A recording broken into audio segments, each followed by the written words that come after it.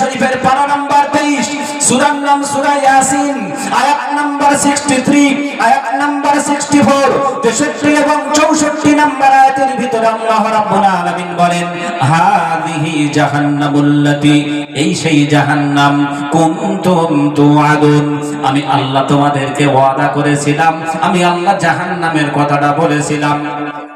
ইসলাউহাল ইয়াওম, আজকের দিনে জাহান্নামে প্রবেশ করো। আল্লাহ কেন প্রবেশ করব বলে দাও। আমার আল্লাহ বলেন, বান্দা বিমা কুনতুম তাকফুরুন, কারণ তোমরা আমি আল্লাহ আমার কথাটা অস্বীকার করে চলেছিলে, আমার হাবিবের কথাটা অস্বীকার করে চলেছিলে। এজন্য আমি আল্লাহ অর্ডার দিলাম, go to the hell fire. কোথায় যাও? জান্নাতে। জাহান্নামে তো নাকি? যাই হোক, দলিল দিলাম। এইবার আগিয়ে যাব, তাহলে রাসূলকে আমাকে আপনাকে ফলো করতে হবে, তাই না? জীবন গঠন করতে গেলে, আল্লাহকে পেতে গেলে রাসূলকে ফলো করতে হবে। Yes or no?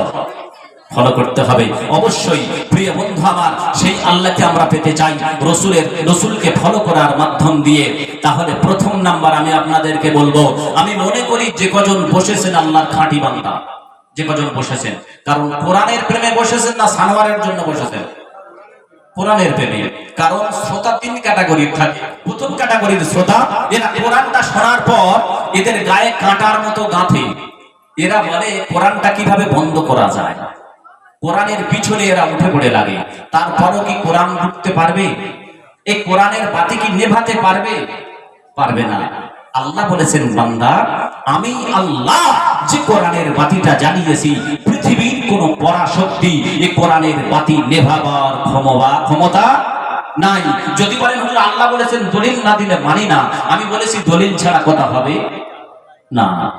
আল্লাহ রাব্বুল আলামিন বলেন, ইউরিদুনা লিইউতফিউ নূরাল্লাহি বিআফওয়াহিহিম ওয়াল্লাহু মুতিম্মু নূরিহি ওয়ালাউ কারিহাল কাফিরুন। কোরআন শরীফের পারা নাম্বার 28, সূরার নাম সূরা আস-সাফ, আয়াত নাম্বার 8, 8 নাম্বার আয়াতের ভিতরে আল্লাহ রাব্বুল আলামিন বলেন, ইউরিদুনা লিইউতফিউ নূরাল্লাহি বিআফওয়াহিহিম, আমি আল্লাহ বলে দিলাম, আমি যে কোরআনের বাতিটা জ্বালিয়েছি, যদি তারা মুখের ফু দিয়ে নিভিয়ে দেওয়ার চেষ্টা করে, তারাও যদি অপছন্দনীয় মনে করে, আর ওই দলে যদি পৃথিবীর সকল মানুষ একত্রিত হয়ে যায়, আমি আল্লাহ যে কোরআনের বাতিটা জ্বালিয়েছি, এ বাতি নেভাবার ক্ষমতা নাই বলেছেন আল্লাহ। তাহলে অনেক শ্রোতা আছে, এরা কোরআন শোনার পরে গায়ে কাঁটার মতো গাঁথে, তারপরেও এরা পিছনে লেগে পড়ে এই কোরআনটা কিভাবে বন্ধ করা যায়। আল্লাহ পাক বলছেন, এরা আবু জাহেল মার্কা, আবু জাহেলের দলের লোক। এরা কারা? দলিল আল্লাহ বলেছেন, দলিল কোরআন। আল্লাহ রাব্বুল আলামিন বলেন, وقال الذين كفروا لا تسمعوا لهذا القرآن والغوا فيه لعلكم تغلبون। কোরআন শরীফের পারা নাম্বার 24, সূরার নাম সূরা হামিম সাজদা, আয়াত নাম্বার 26, 26 নাম্বার আয়াতের ভিতরে আল্লাহ রাব্বুল আলামিন বলেন, وقال الذين كفروا لا تسمعوا لهذا القرآن। এখানে আবু জাহেলের শানে বন্ধু আমার কোরআনের আয়াতটা নাজিল হয়েছে।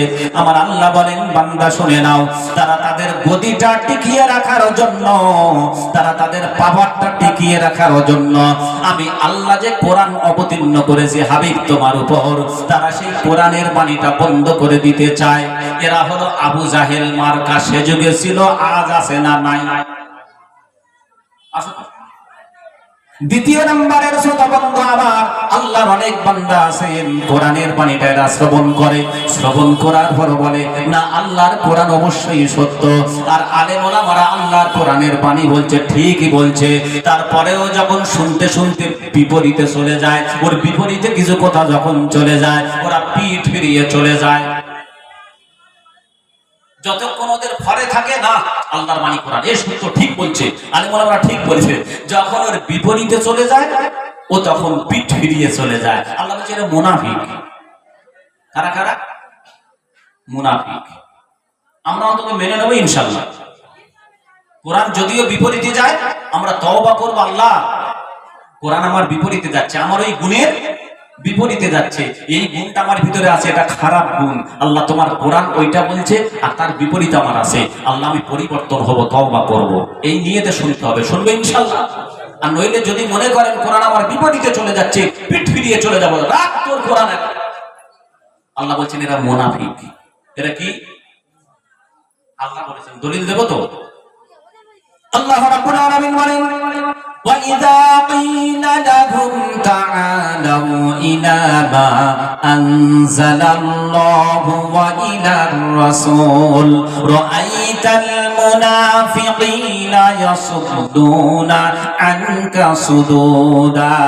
কোরআন শরীফের পারা নাম্বার 5, সূরার নাম সূরাতুন নিসা, আয়াত নাম্বার 61, 61 নম্বর আয়াতের ভিতরে আল্লাহ রাব্বুল আলামিন বলেন, ওয়া ইযা ক্বিলা লাহুম তাআলাউ ইলা মা আনজালাল্লাহু ওয়া ইলার রাসূল, হে রাসূল তোমার উপরে আমি আল্লাহ যে কোরআন অবতীর্ণ করেছি, তুমি যখন তাদেরকে কোরআনের দিকে আহ্বান করবে, তারা অনেকে আছে পিঠ ফিরিয়ে চলে যাবে, আমি আল্লাহ ঘোষণা দিলাম তারাই হলো মুনাফিক।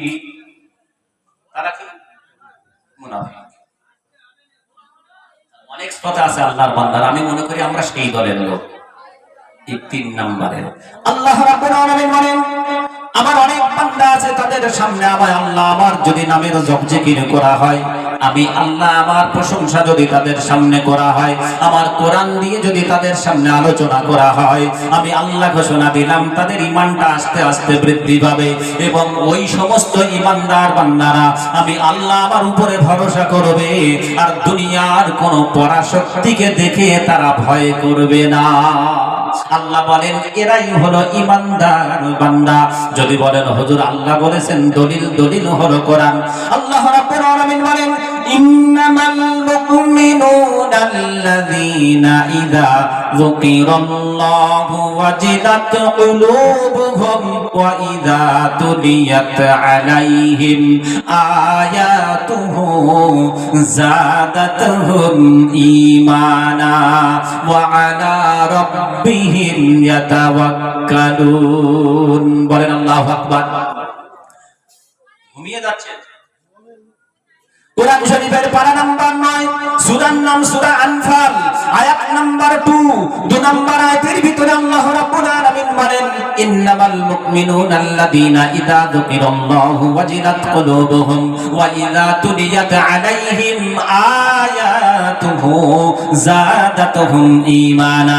আমি আল্লাহ ঘোষণা দিলাম তাদের সামনে যখন আমার নামের জপ জিকির হবে, আমি আল্লাহ ঘোষণা দিলাম তাদের ঈমানটা আস্তে আস্তে করে বৃদ্ধি পাবে।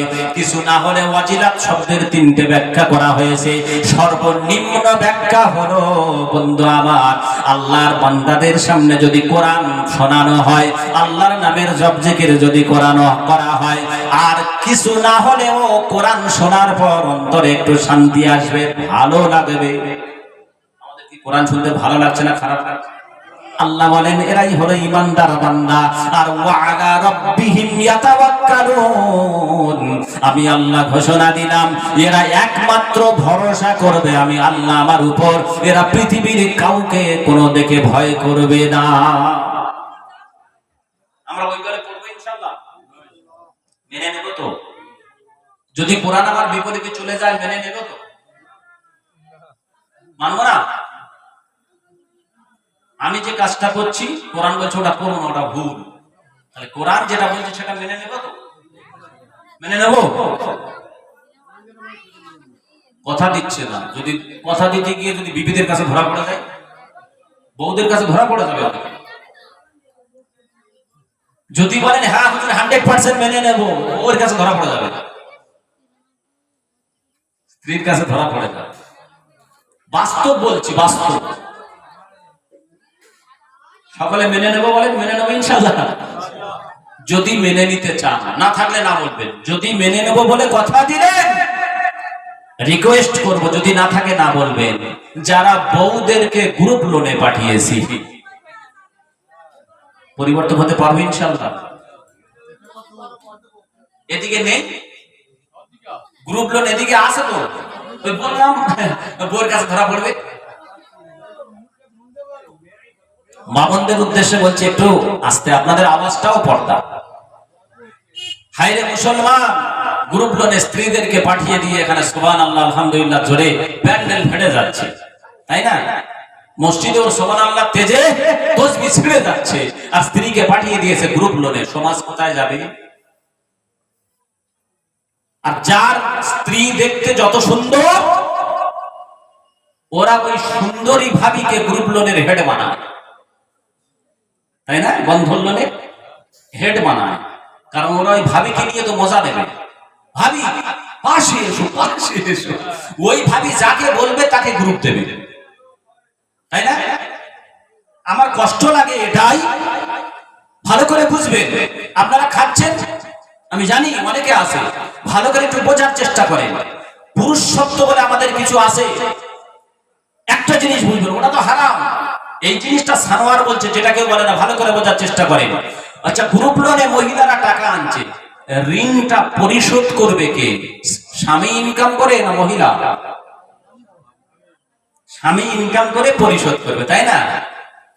আচ্ছা, ঋণ করছে মহিলা, ইনকাম করে পরিশোধ করব আমি স্বামী, তারপরেও আমি যখন পরিশোধ করব ঋণ, তাহলে আমি গেলে দেবে না, আমার বউ না গেলে দেবে। বুঝতে পারলেন? মানে ক্লিয়ার বোঝাতে পারলাম না। আমি ঋণ পরিশোধ করব ইনকাম করে, আমি গেলে ও ঋণ দেবে না। বলে তোমার বউকে পাঠিয়ে দাও, তোমাকে ঋণ দেব। পুরুষত্ব থাকলো না, তুমি হিজড়ে হয়ে গেলে। পরিশোধ করব আমি, আর আমার বউ না পাঠালে বলে ঋণ হবে না। আহা, আল্লাহর বান্দা সব ফেরেশতা, সব যারা বাইরে আসে ওরা কেউ মনে হয় গ্রুপ লোন খায় না। পুরুষের পুরুষত্ব থাকলো, ওটা তো হারাম বাবা। আল্লাহর কোরআন বলছে হারাম, অবশ্যই হারাম। আর আমি পুরুষ ঋণটা পরিশোধ করবো, আমার বউকে না পাঠালে দেবে না। এর চেয়ে জঘন্য কাজের কিন্তু আছে। তার মানে তোমার বউকে নিয়ে মজা মারবে ও। তুমি পুরুষ থাকলে কষ্ট লাগছে কি? কষ্ট লাগছে? কষ্ট লাগলে কিছু করার নাই। আমার আল্লাহ বলছেন বান্দা, ওরা বলছে আমি ইমানদার। সানোয়ার তুমি বলে দাও, যারা গ্রুপ লোনে গিয়েছে, যাওয়ার পর তোমার কথা শুনে যদি ফিরে আসতে না পারে, আমি সানোয়ার তো নিজের কথা বলি না, আমি আল্লাহ কোরআনের কথা তোমাকে শিক্ষার জ্ঞান দিয়েছি, শিক্ষা দিয়েছি। সানোয়ার তুমি কোরআন দিয়ে ওদেরকে শোনাবে, ওরা যদি ফিরে আসার চেষ্টা না করে, নিয়ত না করে, ওরা ইমানদার। কে বলছে? আল্লাহ বলছেন, আমি বলি না। ওরা ইমানদারের বিপরীতে পড়ে যাবে। ইমানদারের বিপরীতে কি বলে? যে ইমানদার নয়, ইমানদারের বিপরীতে তাকে কি বলে? বয়কার হস্যই ময়কার দন্ত। আপনারা বলছেন আমি বানান করে দিই। যদি বলেন হুজুর আল্লাহ বলেছেন, আল্লাহ বলেছেন। আল্লাহ রাব্বুল আলামিন বলেন, ইয়া আইয়ুহাল্লাযীনা আমানুত্তাকুল্লাহ ওয়া যারু মা বাকিয়া মিনার রিবা ইন কুনতুম মুমিনিন। কোরআন শরীফের পারা নাম্বার 3, সূরার নাম সূরাতুল বাকারা, আয়াত নাম্বার 278, 278 নম্বর আয়াতের ভিতর আল্লাহ রাব্বুল আলামিন বলেন, ইয়া আইয়ুহাল্লাযীনা আমানুত্তাকুল্লাহ, হে ঈমানদার বান্দাগণ, তোমরা আমি আল্লাহ, আমাকে তোমরা ভয় করো। ওয়া যারু ছেড়ে দাও, মা বাকিয়া মিনার রিবা, সুদ যা খেয়েছো বাকি অংশটা ছেড়ে দাও। ইন কুনতুম মুমিনিন, যদি তোমরা ঈমানদার হিসাবে দাবি করো। আল্লাহ কাদেরকে ডেকে বলছেন বলেন? কাদের ডেকে বলছে? যা খেয়েছো ছেড়ে দাও। আল্লাহ কাদের বলছে? সুদখোরদের, রাইট? ছেড়ে দেওয়া যাবে? কথা বলেন। আবার তাই কখনো হয়? কি আরামে খাচ্ছিলাম শুকরের গোশত। কিসের গোশত? শুকরের গোশত। আল্লাহর কি করে বলি? যে আল্লাহর বান্দা ইচ্ছা করে মনে মনে ভাবছেন শুধু খাচ্ছি, খেয়ে যাব, শুকরের গোশত খাওয়া যেমন হারাম, ওই রকম ভাবে সুদের টাকা খাওয়াটা হারাম, 1% কম নয়, বেশিও নয়। ও বন্ধু আমার, আপনাদের এলাকায় মুফতি সাহেব আছে, জিজ্ঞাসা করবেন। আমি মুফতি নয় বন্ধু আমার, আল্লাহ পাক সামান্য জ্ঞান দিয়েছেন। ওয়া উতিতুম মিনাল ইলমি ইল্লা কলিলা, সূরা বনী ইসরাইল 15 পারা 85 নম্বর আয়াত, 85 নম্বর আয়াতের ভিতর আল্লাহ পাক বলছেন, আমি তোমাদেরকে সামান্যতম জ্ঞান দিয়ে বাড়িয়েছি। A little learning is a dangerous thing, অল্প বিদ্যা ভয়ঙ্করী। আমাকে আল্লাহ পাক সামান্য জ্ঞান দিয়েছেন, হয়তো একটু কণ্ঠ দিয়েছেন বলে এখানে পাচ্ছি, কিন্তু আমার পূর্বে যিনি কথা রাখছিলেন আমার বন্ধু বরেণ্য হযরত মাওলানা মুফতি আব্দুল আলিম ভাই, আল্লাহ পাক তাকে পণ্ডিত মানুষ করেছেন, ইলমের পণ্ডিত করেছেন। সামান্য জ্ঞান তাদের কাছে আমার জ্ঞানের কোনো তুলনা করা যাবে না। সামান্য জ্ঞান আমার বন্ধু আমার, দেখবেন কলসির ভিতরে যদি পানি থাকে ঢপঢপ করে বাজে, আর যদি খালি হয় আওয়াজটা অন্যরকম। তা আব্দুল আলিম ভাইয়ের থেকে আমার আওয়াজটা হয়তো একটু ভালো, কিন্তু জ্ঞানের দিক থেকে অনেক কম। ও বন্ধু আমার, তারপর আমি সানোয়ার বলে গেলাম আমি মুফতি নয়। আপনাদের এলাকায় অনেক মুফতি আছেন, জিজ্ঞাসা করবেন যে সানোয়ার সাহেব বলে গেল শুকরের গোশত যেমন হারাম, সুদের টাকাও নাকি তেমন হারাম। হুজুর ঠিক বলেছে না ভুল বলেছে? জিজ্ঞাসা করবেন। ছাড়া যাবে? ছাড়া যাবে? যাবে না? আচ্ছা, হোটেলে ঢুকেছেন আপনি, হোটেলে ঢুকেছেন, ঢুকে প্রচন্ড ক্ষুধা পেয়ে গেছে, প্রচন্ড ক্ষুধা পেয়ে গেছে। এইদিকে শোনেন, যে কজন বসেছেন, প্রচন্ড ক্ষুধা পেয়ে গেছে। আপনি গিয়ে বলছেন ভাই তাড়াতাড়ি ভাত দাও, আপনার সামনে ভাত দেওয়া হলো, দিয়ে বলছে তরকারি দাও। হোটেল মালিক আপনার দিকে তাকিয়ে কি করবো কি করবো, তাকিয়ে তাড়াতাড়ি তরকারি আনতে। কিচ্ছু করার নেই, হোটেল মালিক বাটি করে তরকারি এনে সামনে দিয়েছে। বলে কি এটা? বলে শুকরের গোশত। এই শুকরের গোশত তুই আবার দিয়েছিস? মুসলমান খাবে? খাবে না, তাই না? হ্যাঁ, হোটেলে ঢুকে যদি শুকরের গোশত দেয়, মুসলমান লাফিয়ে ওঠে, টেবিল ভেঙে দেবে। অবন্ধু আমার, আর এই আরামের টাকা খাচ্ছে, সুদের টাকা খাচ্ছে। ওই শুকরের গোশত খাওয়া যেমন হারাম, এইরকম ভাবে সুদের টাকা খাওয়াটাও হারাম। এরা বলে শুকরের গোশত খাওয়া হারাম, আর সুদের টাকাটা খাওয়া বড় আরাম। আরাম না? ইন্টারেস্ট। সুদ বলতে এদের বড় লজ্জা লাগে। ইন্টারেস্ট খাচ্ছি। কি খাচ্ছে? ইন্টারেস্ট খাচ্ছে। মুসলমানেরা, মুসলমান। তাই ছাড়া যাবে? যদি থাকেন ছেড়ে দেন, নইলে আর একটা কথা শোনেন, আমরা মায়ের সুসন্তান না কুসন্তান? সুসন্তান। কেউ আছে হাত তোলেন যে আমি মায়ের কুসন্তান, কুলঙ্গার সন্তান? হাত তোলেন কেউ? প্রিয় বন্ধু আমার, মাসলার কিতাবের ভিতরে পাওয়া যায়, যদি কোনো আল্লাহর বান্দা 1 টাকা পরিমাণ শুধু খায়, বলা হয়েছে আপন গর্ভধারিণী মায়ের সঙ্গে 36 বার জেনা করলে যে গুনাহ হয়, ওই গুনাহটা তার আমলনামায় লিখে দেওয়া হয়। এইবার কারা আছেন বলেন সুদ খাচ্ছি, খেয়ে যাব, আপন গর্ভধারিণী মায়ের সঙ্গে জেনার গুনাহ করব? ও মায়ের সুসন্তান না কুসন্তান? বুকে হাত মেরে এবার বলেন সুসন্তান যারা সুদখোর আছি। এই জন্য তো মুসলমান মার খাচ্ছি, খাবো আর। ও বন্ধু আমার, কষ্ট নিলে চলবে না। প্রিয় বন্ধু আমার, সমাজ পরিবর্তনের জন্য কিছু কথা বলছি। প্রিয় বন্ধু আমার, আমি যেখানে যাই আল্লাহর কাছে একটু 2 রাকাত নফল নামাজ পড়ে দোয়া করি, শ্রোতাদের জন্য আজকেরও তাই। আল্লাহর কাছে দোয়া করি, আল্লাহ আমি হাদিস কোরআনের কথা বলবো, আল্লাহ তোমার কোরআনের পাখিরা 2-4 জন হলেও তুমি পরিবর্তন করে নিও। এই দোয়া চেয়ে তারপরে আল্লাহর কাছে উঠি। আমি দাওয়াতের জন্য শুধু জলসা করি না, দাওয়াতের জন্য জলসা করি না। দাওয়াত দেওয়ার মালিক কে? আল্লাহ। এবছর পশ্চিমবাংলার থেকে বেশি দাওয়াত নিতে পারিনি, এত দাওয়াত এসছে ছেড়ে দিয়েছি। বেশিরভাগ ছিলাম আসাম, ত্রিপুরা, মেঘালয়। বুঝতে পারছেন? দাওয়াত নিতে পারিনি। এখন 1 মাস বুকিং আছে, 1 মাস। দাওয়াতের জন্য শুধু জলসা করি না, একটু পরিবর্তন হয়। কিছু মোটা মোটা কথা বলে যাচ্ছি গো। মেলা বন্ধ করব, মা বোনদেরকে গ্রুপ লোন থেকে সরিয়ে আনবো, সন্তানদেরকে সুশিক্ষায় শিক্ষিত করব।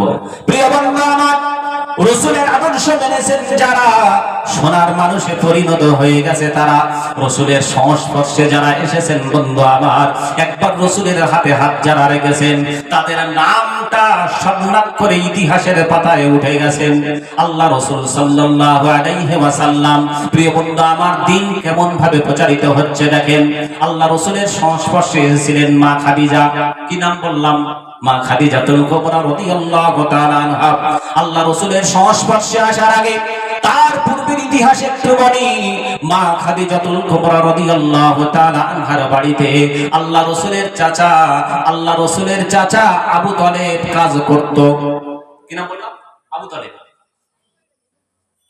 মা খাদিজার বয়স তখন 40 আর আল্লাহ রাসূলের বয়স 25। কত? 25। চাচা আবু তালেব মা খাদিজার আব্বার ম্যানেজার, ব্যবসার ম্যানেজার। মা খাদিজাতুল কুবরা রাদিয়াল্লাহু তাআলা আনহা 40-এর পূর্বে একটু বলি, যখন যুবতী হলেন বন্ধু আমার, পূর্ণ যুবতী মা খাদিজার আব্বাজান একজনের সঙ্গে বিবাহ দিলেন। বিবাহ দেওয়ার 1-1.5 বছর পরে একটা সন্তান হলো। ওই সন্তানের বয়স 1-1.5 বছর যখন, মা খাদিজার প্রথম স্বামীটা ইন্তেকাল করে চলে গেল। মনটা ভাঙবে কি ভাঙবে না? প্রথম স্বামী আমার ইন্তেকাল করে চলে গেছে। প্রিয় বন্ধু আমার, সন্তানও কিছুদিন পরে চলে গেল, সন্তান বিয়োগ হয়ে গেল। মা খাদিজার স্বামী হারিয়েছেন, সন্তানও হারিয়েছেন, মনটা বড় খারাপ। মা খাদিজার আব্বাজান বলেন, ও আমার খাদিজা শুনে নাও, আমি তোমার জন্য আবার দ্বিতীয় স্বামী ঠিক করে দেব, এর থেকে ভালো স্বামী তুমি কোনো চিন্তা ভাবনা করো না। প্রিয় বন্ধু আমার, আরেকজনের সঙ্গে বিবাহ হলো মা খাদিজার। দ্বিতীয় স্বামী যখন মা খাদিজা পেলেন, আবার মনের আনন্দে প্রথম স্বামীর শোকটা অন্তত ভুলে গেলেন, এবং দ্বিতীয় স্বামীর কাছে যাওয়ার পর আরেকটা কন্যা সন্তান হয়েছিল, সে পুত্র সন্তান হয়েছিল। ওই পুত্রটা হওয়ার পর মা খাদিজা ওই প্রথম সন্তান হারানোর বেদনা ভুলে গেছে। দ্বিতীয় স্বামী পেয়েছে, আবার আরেকটা সন্তানও পেয়েছে, যার জন্য প্রথম স্বামী আর প্রথম সন্তানের কথা ভুলে গেছে। প্রিয় বন্ধু আমার, আবার কিছুদিন যাওয়ার পর মা খাদিজাতুল কুবরা রাদিয়াল্লাহু তাআলা আনহা ওই দ্বিতীয় স্বামী তিনিও ইন্তেকাল করে চলে গেলেন। দ্বিতীয় স্বামী ইন্তেকাল করে চলে গেলেন। এলাকার মানুষ বলে, খাদিজা যার বাড়িতে যায় তার মাথাটা খায়। আসলে কি তাই? হায়াত মউতের মালিক কে? ভাগ্যে আল্লাহ যেটা লিখে রেখেছেন সেটা তো হবে না। বিপদ আপদ মুসিবত আল্লাহ যেটা ভাগ্যে লিখে রেখেছেন সেটাই হবে, তার থেকে বেশি হবে না, কমও হবে না। এই মুসিবত আল্লাহর তরফ থেকে আসে আমার আপনার পরীক্ষার জন্য, তাই নাই কি? আল্লাহ যেটা রেখেছেন তাতে বেশি কি হবে, কম কি হবে? হবে না। আল্লাহ রাব্বুল আলামিন বলেন, কুল্লান ইউসিবানা ইল্লা মা কাতাবাল্লাহু লানা হুয়া মাওলানা। কোরআন শরীফের পারা নাম্বার 10, সূরার নাম সূরাতুত তাওবা, আয়াত নাম্বার 51। 51 নম্বর আয়াতের ভিতরে আল্লাহ রাব্বুল আলামিন বলেন, কুল্লান ইউসিবানা ইল্লা মা কাতাবাল্লাহু লানা। কুল মানে বলে দাও, লান ইউসিবানা, আমি আল্লাহ কোন মুসিবত কোন টেনশন রাখি নাই। ইল্লা দিয়ে আল্লাহ পাক ইস্তিসনা করেছেন, ইল্লা মা কাতাবাল্লাহু লানা, কেবল মাত্র যেটা আমার বান্দার ভাগ্যে লিখে রেখেছি তার বেশিও হবে না, কমও হবে না। তাহলে মা খাদিজার ভাগ্যে স্বামী হারানোর কথা আল্লাহ পাক লিখে রেখেছিলেন না রাখেনি? এলাকার মহিলারা বলতে লাগলো, খাদিজা যার বাড়িতে যায় তার মাথা খায়। খাদিজার মন মেজাজ ভালো থাকবে না খারাপ হবে? প্রিয় বন্ধুরা, খাদিজার আব্বাজান বলল, ও আমার কন্যা খাদিজা তুমি শুনে নাও, তুমি এখন পূর্ণ যুবতী খাদিজা শুনে নাও, আমি তোমার জন্য আবার তৃতীয় নাম্বারের পাত্র দেখবো, এর থেকে ভালো কোনো অসুবিধা নাই। তবে খাদিজাকে বন্ধু আমার আল্লাহ পাক কেমন ভাগ্য রেখেছিলেন দেখেন। খাদিজা যখন প্রথম স্বামী হারালেন, ছোট্ট করে বলি, প্রথম স্বামী যখন হারালেন, প্রথম স্বামীর সকল সম্পত্তি নিয়ে বাপের বাড়িতে চলে এসেছিলেন। আবার উনি চলে গেলেন দ্বিতীয় স্বামীর বাড়ি। দ্বিতীয় স্বামীর বাড়িতে যাওয়ার পর, দ্বিতীয় স্বামী ছিলেন ধনী ব্যক্তি, এলাকার অগ্নি পূজক মানুষ, নাম ছিল তার আতিক। কি নাম বললাম? আতিক। ওই আতিক ছিল বন্ধু আমার বাপের একমাত্র সন্তান, ভাই বোন কেউ নাই। আতিকের সকল সম্পত্তির মালিক। আতিক মারা যাবার পর মা খাদিজা হয়ে গেলেন। দুটো স্বামীর সম্পত্তি পেয়ে খাদিজা বাপের বাড়িতে চলে এসে পার্সোনাল খাদিজার একটা সম্পত্তি আল্লাহ পাক দিয়ে দিলেন। আর খাদিজার আব্বাজানও ব্যবসায়ী মানুষ ছিলেন, প্রচুর টাকার মালিক। কথা কি বুঝতে পারছেন? খাদিজার আব্বাজানের ব্যবসা ছিল, ওই ব্যবসার ম্যানেজার ছিল রাসূলের চাচা আবু তালেব। প্রিয় বন্ধু আমার, খাদিজা নিজ দুই স্বামীর অর্থ করে নিয়ে বাপের বাড়িতে অবস্থান করছে। এলাকার মহিলারা বলে খাদিজা যার বাড়িতে যায় তার মাথা খায়। মা খাদিজা বলে আমি আর বিবাহ করব না, 3 নম্বরের বিবাহ খাদিজা আর করব না। খাদিজার আব্বাজান দেখছেন আমার কন্যার অবস্থা বড় খারাপ, হয়তো কিছুদিন পরে মাথা ঠিক হয়ে যাবে। আল্লাহর কি ইশারা বন্ধু আমার, মা খাদিজার একমাত্র ভাই, নাম হলো তার আওয়াম। কি নাম বললাম? আওয়াম। মা খাদিজা যখন বাপের বাড়িতে অবস্থান করছেন, আওয়ামের একমাত্র পুত্র, তার নাম হলো যায়েদ। কি নাম বললাম? যায়েদ বন্ধু আমার পরবর্তীতে সাহাবী হয়েছিলেন। খাদিজার ভাইয়ের একমাত্র পুত্র রেখে খাদিজার একমাত্র ভাই আওয়াম দুনিয়া ছেড়ে চলে গেলেন। এলাকার মহিলারা কম বলবে না বেশি বলবে? দেখছি স্বামীর বাড়িতে গিয়েছিল, দুটো স্বামীর মাথা খেয়েছে, এখন বাপের বাড়িতে এসছে ভাইয়ের মাথাটা খেয়ে। মহিলারা বলে না? মামনদেরকে বলি আপনারা বলবেন না, কবিরা গুনাহ হবে। যদি তার কাছ থেকে ক্ষমা না চেয়ে নেন, কবরে গেলে সেকেন্ডে সেকেন্ডে বাস পড়বে, কিছু করার নাই। মামনদেরকে সতর্ক করে দিলাম। মা খাদিজার একমাত্র ভাই আওয়াম চলে গেল। খাদিজার মনের অবস্থা ভালো হবে না খারাপ হবে? মা খাদিজা বাড়ি থেকে আর বের হয় না, মহিলাদের বলার চোটে আর বাড়ি থেকে বের হয়। খাদিজার আব্বাজান বলেন, ও আমার কন্যা খাদিজা, তুমি শুনে নাও, আমি তোমার পিতা একমাত্র সম্বল, আমি তোমাকে 3 নম্বরের বিবাহ দিতে চাই। মা খাদিজা বলেন, আব্বাজান আমি আর বিবাহের পিঁড়িতে বসতে চাই না।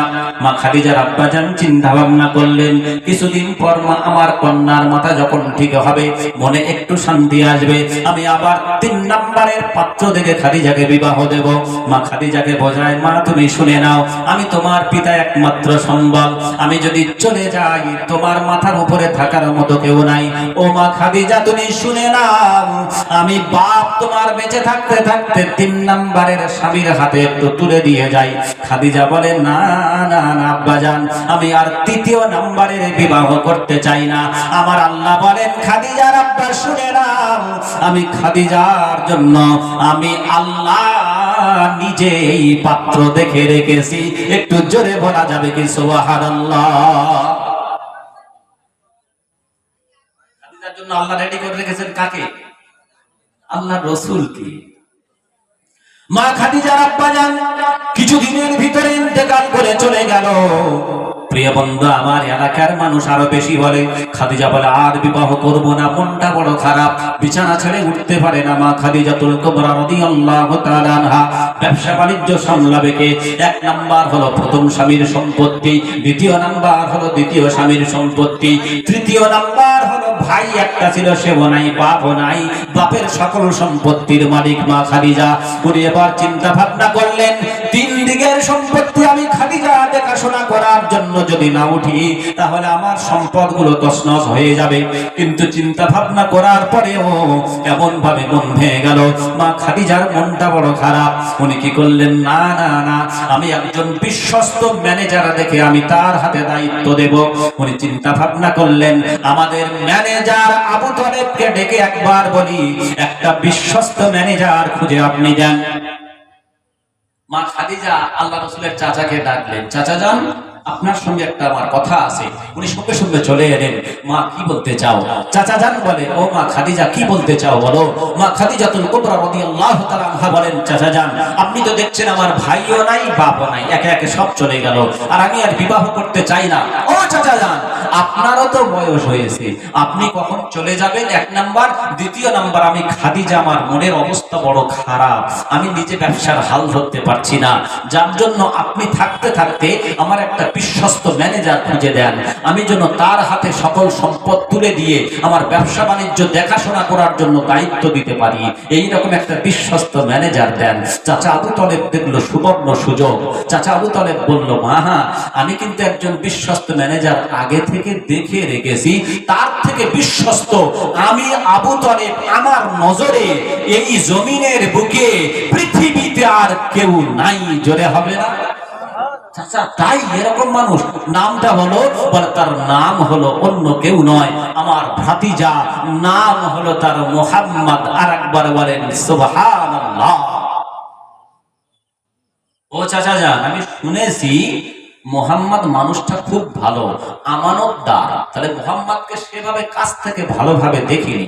তবে চাচা যান আপনি মুহাম্মদকে আমার বাড়িতে আগামীকাল সকালবেলা একটু পাঠিয়ে দেন, আমি মুহাম্মদকে একটু ইন্টারভিউ নেব। হ্যাঁ গো, কোন কোম্পানিতে চাকরি করতে গেলে, স্কুল কলেজে ইউনিভার্সিটিতে চাকরি করতে গেলে ইন্টারভিউ দিতে হয় কি হয় না? ইন্টারভিউ দিতে হয়। মা খাদিজা ইন্টারভিউ নেবেন এই জন্য যে ব্যবসার অভিজ্ঞতা মুহাম্মাদের কেমন আছে আমি একটু দেখব, কারণ সকল সম্পত্তি তো মুহাম্মাদের হাতে তুলে দেব ব্যবসা বাণিজ্য করার জন্য, তার ব্যবসার অভিজ্ঞতা থাকতে হবে। যে কাজের জন্য লোকটা নিয়োগ করব সেই কাজের যদি অভিজ্ঞতা না থাকে লাভ হবে না, লস হবে। প্রিয় বন্ধু আমার, মা খাদিজাতুল কুবরা রাদিয়াল্লাহু তাআলা আনহা উনি বললেন, চাচা জান আপনি শুনে নেন, আগামীকাল সকালবেলা আপনার ভাতিজা মুহাম্মদকে আমার বাড়ি একবার পাঠিয়ে দেবেন, আমি একটু ইন্টারভিউ নিয়ে দেখব। চাকরি পেতে গেলে ইন্টারভিউ দিতে হয়, আল্লাহ রাসূল ইন্টারভিউ দিতে যাবেন।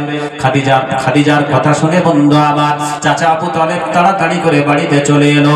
আসার পর মুহাম্মদকে ডেকে, আল্লাহ রাসূলকে ডেকে, ও ভাতিজা মুহাম্মদ এদিকে এসো, তোমার বয়স হয়েছে 25, তুমি এখন টকবগে যুবক, আমি তোমার জন্য বিবাহের পাত্রী খুঁজছিলাম, তবে কোন পাত্রীর বাপ তোমাকে বিবাহ দেবে না, কারণ তোমার ইনকাম নাই। আরবের দিকে পাত্রের যদি কোনো ইনকাম না থাকে ভালো বাড়ির মহিলা বিবাহ দেবে না। মুহাম্মদ আমি তোমার বিবাহের জন্য একটু টেনশনে ছিলাম যে ভালো বাড়িতে মুহাম্মদের বিবাহ হবে তো, যাই হোক আমি এখন আনন্দিত। বলে কেন? তোমার জন্য একটা ইনকামের রাস্তা দেখেছি, কিছু ইনকাম করতে পারলে তোমার মতো যুবকের এলাকার ধনী ঘরের মহিলার সঙ্গে বিবাহ হবে। চাচা যান আপনি কি বলতে চাচ্ছেন? আমি বলতে চাচ্ছি ও ভাতিজা তোমার জন্য একটা কাজ দেখেছি, কিছু ইনকাম তো তোমাকে করতে হবে। আমি চাচা যান আর কদিন থাকবো, আমি চলে গেলে তোমার মাথার উপরে এখন কেউ নাই, তুমি কিছু ইনকাম করা শেখো। বলে আপনার কথা হলো আমার শিরোধার্য। চাচা আমার কোন এখানে ফয়সালা নাই, আপনি যেটা বলবেন আমি মাথা পেতে গ্রহণ করে নেব। কে বললেন? চাচা আবু তালেব বললেন, আপনি যেটা বলবেন মাথা পেতে গ্রহণ করে নেব। আর এখনকার যুবকেরা বাপের কথাও শোনে। আল্লাহ রাসূল চাচাকে বলছেন, ও চাচা যান আপনি শুনে নেন, যেদিন আমার আব্বাজান দুনিয়ার বুক থেকে বিদায় নিলেন আমি আমার আব্বাজানকে দেখি নাই, আমি আমার মাতৃগর্ভে তখন ছিলাম। চাচা যান শুনে নেন, আমি যখন দুনিয়ার বুকে ভূমিষ্ঠ হলাম আমার দাদু যান আপনার হাতে আমাকে সুপুর্দ করে দিলেন। ওরে আবু তালেব আমি যতদিন আছি মুহাম্মদকে দেখব, আমি চলে যাবার পর তোমার হাতে আমি মুহাম্মদকে দিয়ে গেলাম। চাচা যান আপনি শুনে নেন, আমার আব্বা জানকে দেখি নাই, আমার আম্মা জান দুনিয়ার বুক থেকে চলে গেলেন, আমার তখন মাত্র 5 বছর বয়স। চাচা যান আমার তারপরে দাদু যান চলে গেলেন আব্দুল মুত্তালিব। ও চাচা যান তারপরে আপনি আমার চাচা আবু তালেব আপনার হাতে আমাকে সুপুর্দ করে দিয়েছেন আমার দাদু যান। যেদিন আপনার হাতে সুপুর্দ করে দিয়েছে আমি মুহাম্মদ সেই দিন থেকে আপনাকে আমার পিতার মতো সম্মানের আসরে বসিয়েছি। একটু জোরে বলা যাবে কি সুবহানাল্লাহ? চাচা আপনি যেটা বলবেন আমি মাথা পেতে গ্রহণ করে নেব। আর এখনকার যুবকেরা চাচা তো দূরের কথা, ও বাপের কথাও শোনে। বাপ বলছে হ্যাঁ রে, এই সেই মেয়েটা ভালো নয়, তোর জন্য ভালো পাত্রী আমি দেখছি, ওইখানে বিয়ে দেবো। বলছে তুমি দেখে হ্যাঁ কি আর না বলে কি বলে? বাপ বলছে যদি আমার কথা অবাধ্য হোস তোর মতো ছেলেকে রাখবো না, ত্যায্য পুত্র করবো। তুমি আমার ত্যায্য পুত্র করবে, তার আগে তোমাকে ত্যায্য পুত্র করে পুটির হাত ধরে আমি বিদায় দিলাম। নিচ্ছে না? আইরে মুসলমান, তার মেন কারণটা কি? বলেছিলাম গাছ শুয়ে শুয়ে মোটা হয়েছে, ওর সহজে আসবে। যদি আপনার সন্তানকে অন্তত সুশিক্ষায় শিক্ষিত করতে পারতে, আর কিছু না হলেও তার ভিতরে যদি কোরআনটা থাকতো, ও সন্তানের একটু লজ্জা থাকতো, বাপের প্রেস্টিজ নিয়ে খেলা করা ওর দ্বারা সম্ভব হতো না। ও হয়তো নিজের কষ্টটা বুকে চেপে রেখে বালিশের মুখ গুজে কাঁদতো, কিন্তু বাপের মান সম্মান নিয়ে খেলা করতো না।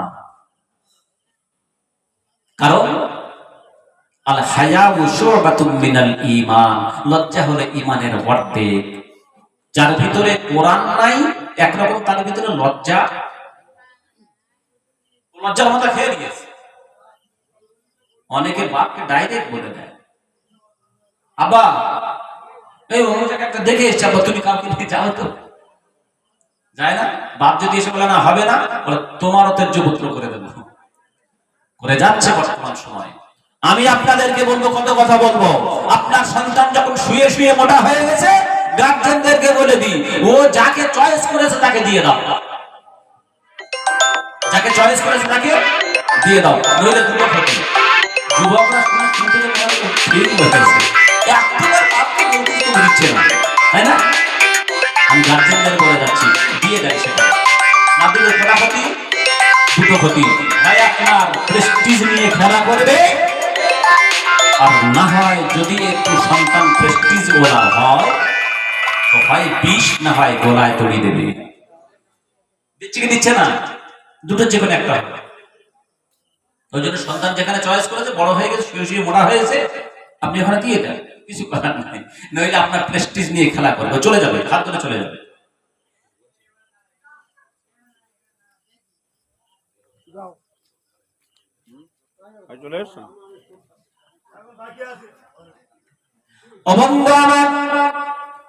আল্লাহ রাসূল বললেন, ও চাচা যান শুনে নেন, আপনি হলেন আমার চাচা, কিন্তু পিতার সম্মানের আসরে বসিয়েছি। আপনি যেটা বলবেন আমি সেটা মাথা পেতে গ্রহণ করে নেব। আল্লাহ রাসূল বললেন, ও ভাতিজা মুহাম্মদ শুনে নাও, আমি চাই তুমি খাদিজার বাড়িতে একটু চলে যাও। আল্লাহ রাসূল বললেন, আই এম রেডি। মা খাদিজাতুল কুবরা রাদিয়াল্লাহু তাআলা আনহার বাড়িতে আল্লাহ রাসূল সকালবেলা রওনা দিয়েছেন। মা খাদিজা যখন নিজের বাড়ির ছাদের উপরে, মুহাম্মদ আসবে, মুহাম্মাদের সঙ্গে একটু কথা বলবো, মুহাম্মাদের একটু ইন্টারভিউ নেব, আমার কোম্পানির ম্যানেজার হিসাবে মুহাম্মাদকে রাখবো। কিছুক্ষণ পর দেখা গেল বন্ধু আমার, মা খাদিজা বলছেন, আমি ছাদের উপর থেকে তাকিয়ে দেখলাম একটা দূর থেকে আলোর ছটাক আমার চোখে এসে পড়েছে। আলোর ছটাক যেই চোখে পড়লো, আমি ভালো করে দেখলাম মানুষের মতো জনে হেঁটে আসছে, কিন্তু দেখতে পাচ্ছি মানুষ যদি হয় তাহলে এত আলোর ছটাক এসে চোখে পড়বে কেন? মানুষ নাকি ফেরেশতা? মানুষ না ফেরেশতা? মা খাদিজা বলছে মানুষের মতো দেখতে ঠিকই, কিন্তু এত আলোর ছটাক আমার চোখে এসে পড়ছে কেন? অন্য কিছু নাকি? উনি বলছেন, আমি আলোর ছটাকটা যখন চোখে পড়লাম, আমি ছাদ থেকে তাড়াতাড়ি করে ঘরের ভিতরে প্রবেশ করলাম। মুহাম্মদ যদি এসে পড়ে তাহলে মুহাম্মাদের সামনে গিয়ে কথা বলতে হবে। উনি বললেন, নিজেকে আমি একটু ঘরের ভিতরে পরিপাটি করতে লাগলাম, একটু গুছিয়ে নিতে লাগলাম। আমরাও তাই। যদি মাননীয় প্রধানমন্ত্রী নরেন্দ্র মোদী, মাননীয় মুখ্যমন্ত্রী মমতা ব্যানার্জি যদি ডাক দেয়, আগামীকাল সকালবেলা আপনাকে বা আমাকে কাউকে যদি ডাক দেয় দেখা করবে, প্রধানমন্ত্রীর সামনে যাব কেমন ভাবে? ভালো ড্রেস পরতে হবে নাকি? ভালো ড্রেস পরতে হবে না? আমার যে কটা ড্রেস আছে আমি একবার করে পরবো, আসলে বউকে দেখাবো, দেখ তো কোনটা ভালো লাগে নাকি, একটু ফিটিং ফাটিং হয়ে যেতে হবে। ঠিক তাই আমার প্রিয় বন্ধু আমার মা খাদিজাতুল কুবরা রাদিয়াল্লাহু তাআলা আনহা উনি নিজেকে একটু পরিপাটি করতে লাগলেন, আগন্তুক মুহাম্মাদের সঙ্গে কথা বলবেন। হঠাৎ করে দেখা গেল বাইরের গেট দিয়ে একটা আওয়াজ, ভিতরে কে আছো খাদিজা? আমি মুহাম্মদ এসে গেছি। মা খাদিজা বলেন, কোথার আওয়াজের একটু পূর্বে আমি দেখতে পেলাম আমার ঘরটা যেন আলোয় আলোকিত হয়ে গেছে। একটু জোরে বলা যাবে কি সুবহানাল্লাহ? উনি বলছেন, আমি পিছন ফিরে তাকিয়ে দেখলাম আমার দরজার পর্দা পর্যন্ত ঠিক রয়েছে, আমার ঘরের বাইরে আর একটা গেট রয়েছে, সেই গেটেও পর্দা লাগানো রয়েছে। দুটো পর্দা ভেদ করে বাইরে মানুষ যেন একটা দাঁড়িয়ে রয়েছে, আর ওই বাইরের মানুষের শরীর থেকে দুটো পর্দা ভেদ করে আমার ঘরটা আলোকিত করে দিয়েছে। খাদিজা বলছেন, মুহাম্মদ তো মনে হয় ডাক দিচ্ছে আমি মুহাম্মদ। মুহাম্মদ যদি মানুষ হবে, ওর শরীর থেকে এত রূপ পড়ছে কেন? দুটো পর্দা ভেদ করে আমার ঘরটা আলোকিত হয়ে গেল। উনি বলছেন, আমি অবাক হতে লাগলাম। আমি তাড়াতাড়ি করে ঘরের ভিতর থেকে বের হয়ে মুহাম্মাদের সামনে যখন গেলাম, মুহাম্মাদকে পরীক্ষা নেওয়ার জন্য, ইন্টারভিউ নেওয়ার জন্য ডেকেছিলেন মা খাদিজা। উনি বলছেন, মুহাম্মাদকে একবার দর্শন করার পর আমি খাদিজা পরীক্ষার কথাটা ভুলে গেলাম। আমার ভিতরে কে যেন জানান দেয়, ও খাদিজা তুমি কাকে পরীক্ষা নেবে একবার ভেবে দেখো, তুমি কাকে প্রশ্ন করবে একবার ভেবে দেখো, তুমি যার সামনে দাঁড়িয়েছো এই মানুষটার জুড়ি কি দুনিয়ার বুকে আর খুঁজে পাবে নাকি? ও খাদিজা, এ মুহাম্মদ এমন একটা মানুষ, এ মানুষটা হলো দুনিয়ার বুকে এক নাম্বার আল আমিন মানুষ, আমানতদার মানুষ। খাদিজা তুমি কাকে পরীক্ষা নেবে একবার ভেবে দেখো।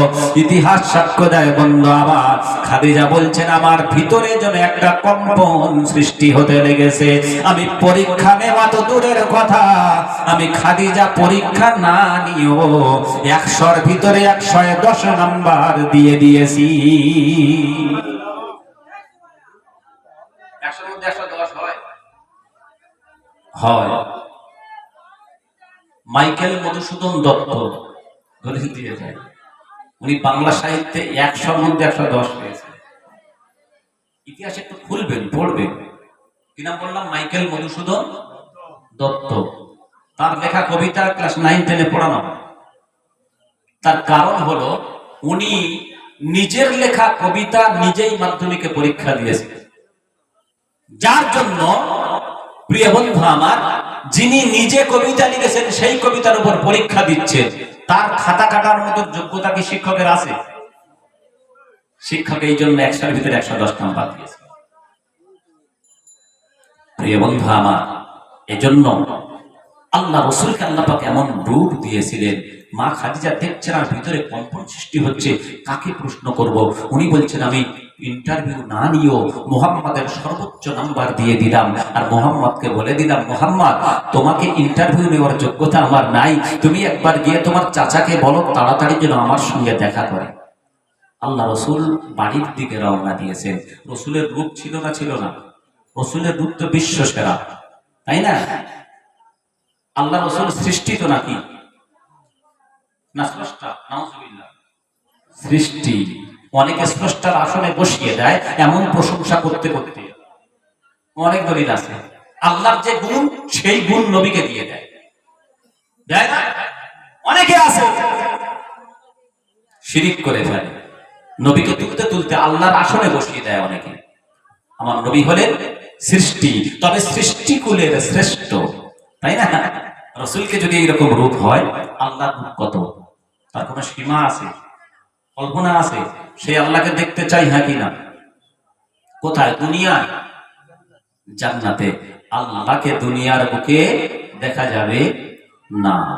আল্লাহর রূপ আল্লাহ পাক দেখা দেবেন জান্নাতের বুকে। তাই কবি বলছেন, সৃষ্টির যদি এত রূপ হয়, তোমরা তোমার স্রষ্টাকে দেখবে, সেই স্রষ্টার রূপ কত। তোমার সৃষ্টি যদি হয় এত সুন্দর, না জানি তাহলে খোদা তুমি কত সুন্দর। সুবহানাল্লাহ। আল্লাহ পাক তিনি নিজে দেখা দেবেন জান্নাতে। জান্নাতে দেখা পেতে গেলে দুটো কাজ করতে হবে। কটা বলেন, জোরে বলে। দুটো বলেছেন কে? দলিল কোরআন। আল্লাহ রাব্বুল আলামিন বলেন, ফামান কানা ইয়ারজু লিকাআ রাব্বিহি ফালইআমাল আমালান সালিহান ওয়া লা ইশরিক বিইবাদাতি রাব্বিহি আহাদা। জোরে বলেন আল্লাহু আকবার। কোরআন শরীফের পারা নাম্বার 16, সূরার নাম সূরাতুল কাহফ, আয়াত নাম্বার 110, 110 নাম্বার আয়াতের ভিতরে আল্লাহ রাব্বুল আলামিন বলেন, ফামান কানা ইয়ারজু লিকাআ রাব্বিহি ফালইআমাল আমালান সালিহা। আমি আল্লাহ ঘোষণা দিলাম, আমি আল্লাহ ঘোষণা দিলাম, যে বান্দা আমি আল্লাহ আমাকে দেখতে চাই, এখানে মান বামানা ইসমে মৌসুল আল্লাহ দির মানে, আরবি গ্রামার, এখানে মান শব্দটা আল্লাহ পাক এনেছেন আল্লাহ দির মানে। প্রিয় বন্ধু আমার, আল্লাহ পাক বলছেন যে আমার বান্দা বান্দে আমাকে দেখতে চায়, লিকাআ রাব্বিহি, আমার সঙ্গে সাক্ষাৎ করতে চায়, তার প্রথম নাম্বারের কাজ হলো আমালান সালিহা। আমি আল্লাহ ঘোষণা দিলাম, প্রথম নাম্বার কাজ হলো তাকে দুনিয়ার জীবনে ভালো কাজ করে আসতে হবে। দ্বিতীয় নাম্বার হলো ওয়ালা ইশরিকি বিইবাদাতি রাব্বিহি আহাদা। আমি আল্লাহ ঘোষণা দিলাম, তারা যেন দুনিয়ার বুকে আমার সঙ্গে কাউকে শরীক করে না। এই দুটি কাজের বিনিময়ে আমি আল্লাহ তাদের জন্য জান্নাত রেখে দিয়েছি। একটু জোরে বলা যাবে কি সুবহানাল্লাহ? প্রথম নাম্বার কি? আমলে সালেহ। প্রথম নাম্বার আমলে সালেহ। দ্বিতীয় নাম্বার মনে রাখি, এত সুরের কথা হচ্ছে, সুরটা মনে আছে। প্রিয় বন্ধু আমার, আমার আল্লাহ বলেন, অন্যত্র বলছেন দুটি কাজের বিনিময়ে জান্নাত। বান্দা প্রথম নাম্বার হলো 100% ঈমান, আর দ্বিতীয় নাম্বার হলো আমলে সালেহ। দ্বিতীয় নাম্বার আমলে সালেহ, আর প্রথম নাম্বার হলো 100% ঈমান। বলেছেন কে? আল্লাহ। শব্দ দিতে এত সময় না। আল্লাহ রাব্বুল আলামিন বলেন, ইন্নাল্লাযীনা আমানু ওয়া আমিলুস সালিহাতি লাহুম জান্নাতুন তাজরি মিন তাহতিহাল আনহার যালিকাল ফাওজুল কাবীর। কোরআন শরীফের পারা নাম্বার 30, সূরার নাম সূরাতুল বুরুজ, আয়াত নাম্বার 11 নম্বর আয়াতের ভিতরে আল্লাহ রাব্বুল আলামিন বলেন, ইন্নাল্লাযীনা আমানু ওয়া আমিলুস সালিহাতি আন্না লাহুম জান্নাতিন তাজরি মিন তাহতিহাল আনহার।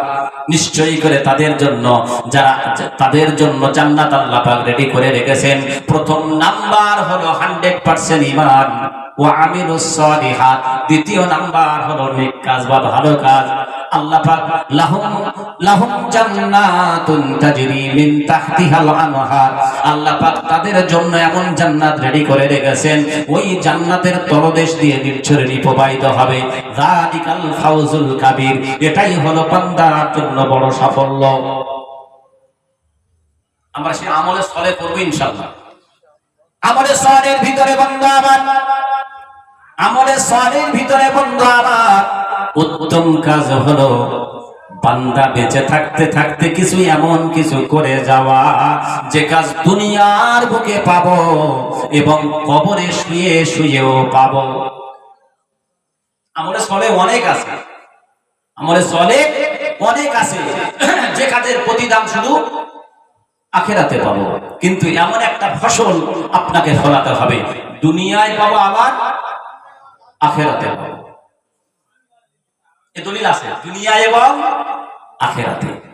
প্রিয় বন্ধু আমার, আল্লাহর এক বান্দি মহিলা, ভালো করে শোনেন, জান্নাতে আমরা সকলে আল্লাহর সঙ্গে সাক্ষাৎ করতে চাই। আল্লাহর এক বান্দি মহিলা, রাসূলের সাহাবিয়া,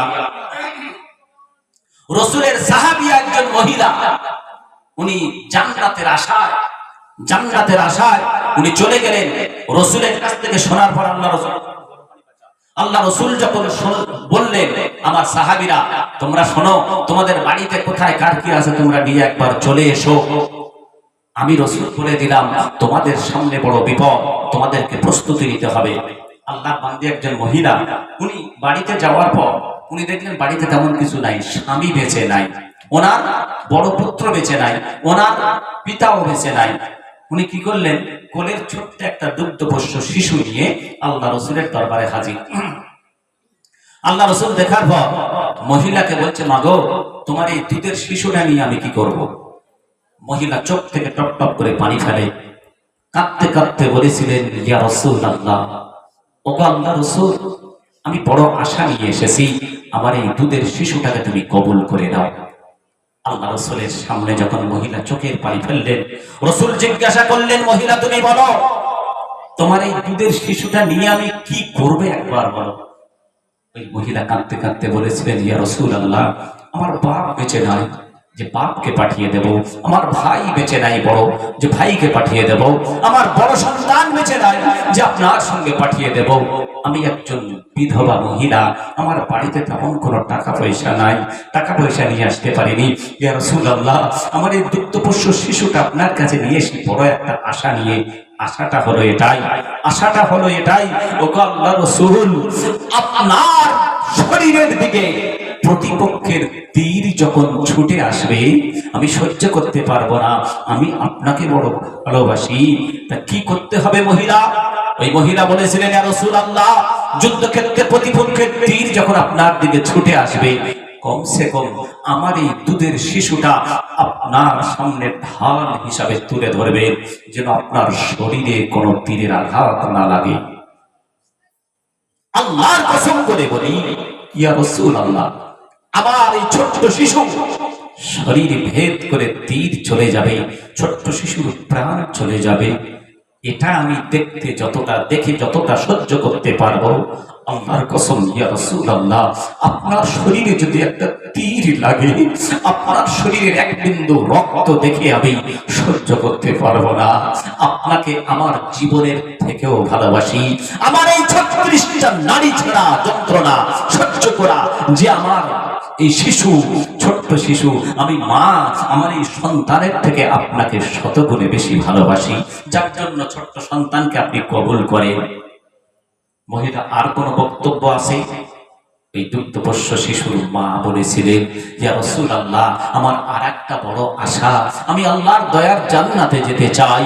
কিয়ামতের কঠিন দিন আল্লাহ যদি বলে, ওরে আমার বান্দি তুমি শুনে নাও, আমি তোমার কোন আমলটা কবুল করি নাই, ইয়া রাসূলুল্লাহ, সেদিন অন্তত আল্লাহর দরবারে বলবো, ওগো আল্লাহ, আমার কোন আমল যদি কবুল না হয়, আমি একজন শহীদের মা, দিনের খাতিরে আমার সন্তানকে শহীদ করেছিলাম, ইয়া রাসূলুল্লাহ, জান্নাতের বড় আশায় আমার সন্তানকে দিনের রাস্তায় দিয়ে দিতে চাই। আল্লাহ রাসূল চোখের পানি ফেলছেন। মহিলার চোখের পানি দেখার পর সে মহিলা কেমন ভাবে রাসূলকে ভালোবাসতেন, কেমন ভাবে দিনটাকে বাঁচানোর জন্য দিনকে সাহায্য করেছিলেন, নিজের দুগ্ধপোষ্য শিশুটাকে দিনের জন্য উৎসর্গ করেছিলেন। আজকের আমি গুনাহগার, আপনাদেরকে দিনের জন্য